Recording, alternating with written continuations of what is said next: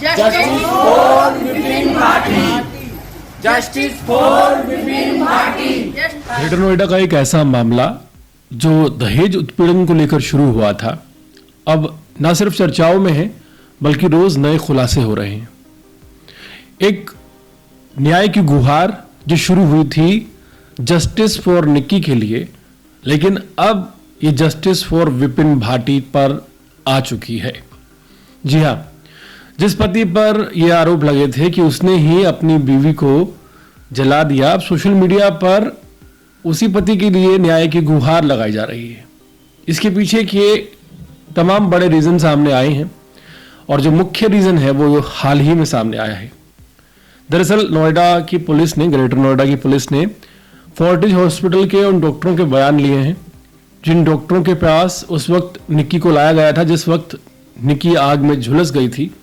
एक social media पर छोटी सी स्लिप भी वायरल हो रही थी फोर्टिज हॉस्पिटल की, जिसमें साफ तौर पर लिखा गया था कि जो आग लगने की वजह थी वो एलपीजी सिलेंडर का ब्लास्ट होना था। हालांकि अब जो बयान सामने आए हैं डॉक्टरों के, ये और भी ज़रा हैरान करने वाले हैं। रीज़न ये है कि डॉक्टरों ने अपने बयान में ये बात कही है कि जो आग लगी थी वो एलपीजी सिलेंडर के ब्लास्ट होने से लगी थी और इस बात को खुद डॉक्टर्स को निक्की ने बताया था। तो ये पहला रीज़न है कि justice for Nikki to justice for Vipin Bhati यहाँ पर जनता कन्वर्ट होती हुई नजर आती है। दूसरा मुख्य रीज़न जो है वो दरअसल ये है कि ये मामला जो है ये सच में दहेज उत्पीड़न का मामला है या फिर किसी की जिद का मामला है। ससुराल पक्ष के मना करने के बावजूद सोशल मीडिया पर रील्स बनाने का मामला है, पार्लर चलाने का जबरदस्ती मामला है, क्या वाकई में ये दहेज उत्पीड़न का मामला है? ऐसा हम इसलिए कह रहे हैं क्योंकि ये जो मैटर होता है दहेज उत्पीड़न का, इसमें जब पूरा परिवार फंसाया जाता है तो पूरा परिवार बर्बाद हो जाता है। आप मान लीजिए इस बात को। तो ऐसे में अगर किसी छोटी बहू को मना किया गया हो कि वो सोशल मीडिया पर परिवार की इज्जत के चलते वीडियोस ना बनाए और उस पर बवाल एक खड़ा हो जाए और उसे रंग देने की कोशिश की जाए दहेज उत्पीड़न का, तो शायद ये जायज़ नज़र नहीं आता। तीसरे पॉइंट की अगर बात करें तो कंचन पर सवाल उठ रहे हैं।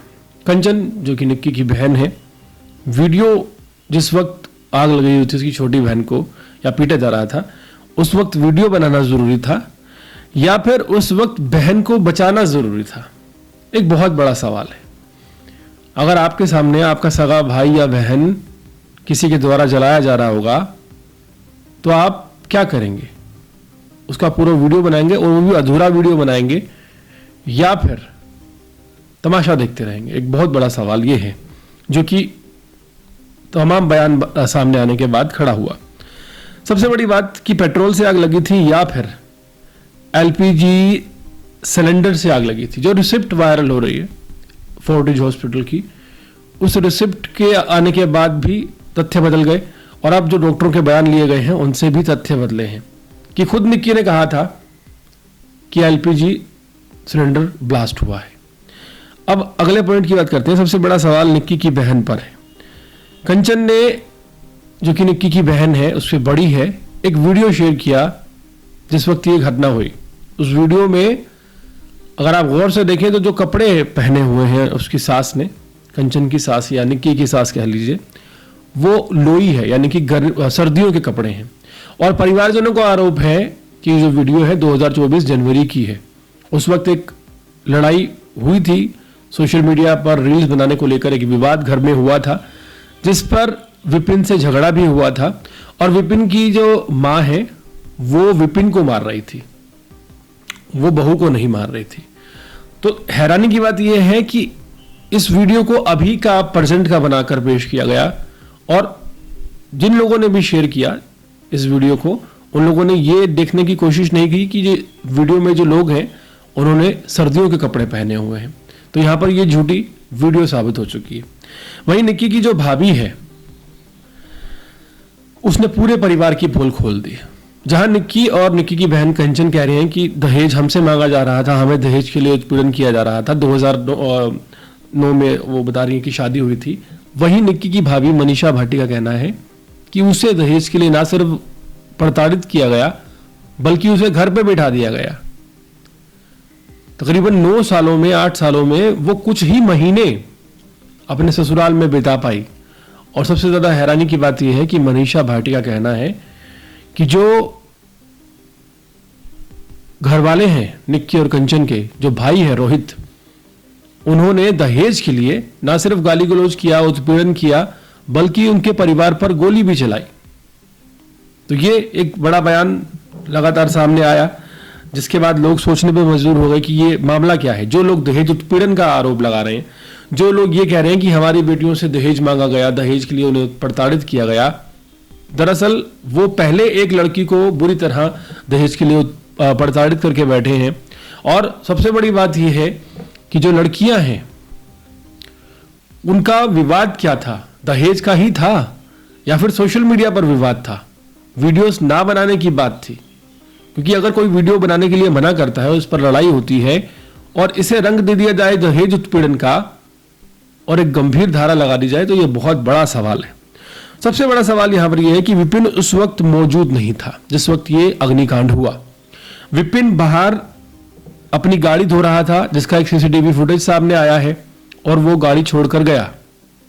ये अपने आप में बहुत ज्यादा बड़ा सबूत माना जा सकता है कि जहां कंचन आरोप लगाती है कि घर वालों ने, खासकर विपिन ने, कोई जलनशील चीज डालकर आग लगा दी लाइटर से, वहीं विपिन तो बाद में घर में दाखिल होता है। तो ये एक बड़ा पहलू है जो सवालों के घेरों में है।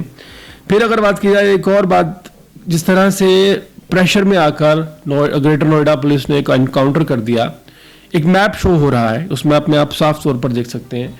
ये एक रोड मैप है कि जहां से विपिन को ले जाया जाना था, पेश किया जाना था, वहां का रास्ता सीधा था। सीधे ना जाकर लेफ्ट 2.5 किलोमीटर अंदर जाकर उसका एनकाउंटर किया जाता है।